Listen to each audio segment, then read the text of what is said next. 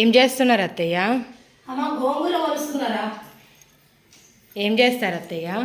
అమ్మ పచ్చడి చేద్దామని.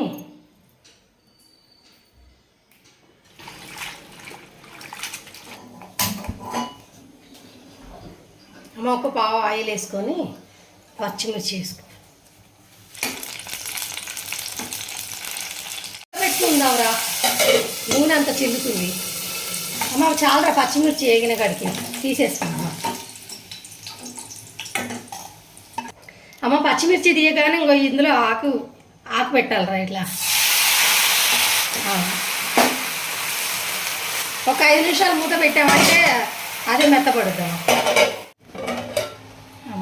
మెత్తపడింది. అది ఎంత అవ్వలేదు చూడు.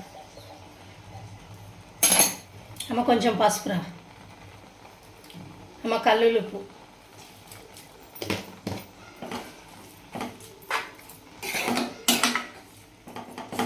అమ్మ మూత పెట్టుకొని ఇంకొక 5 నిమిషాలు మగ్గించుకోరా.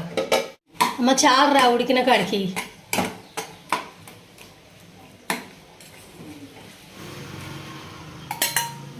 ఆ చిన్నుల్లిపాయలు జీలకర్ర వేసి మిక్సీ పట్టుకోవడమే.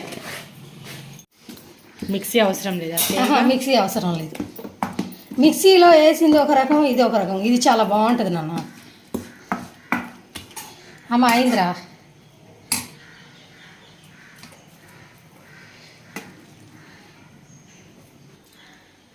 అమ్మ ఇందాక కల్లులు ఉప్పు వేసిన అయినా కానీ ఇంకా కొంచెం పట్టుద్ది.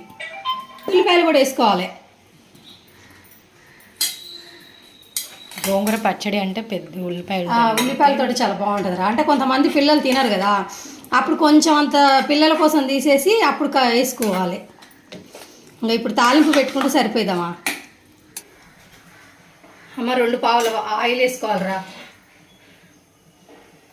జీలకర్ర, ఆవాలు, తర్వాత జీలకర్ర, ఒక ఎండి మిరపకాయ,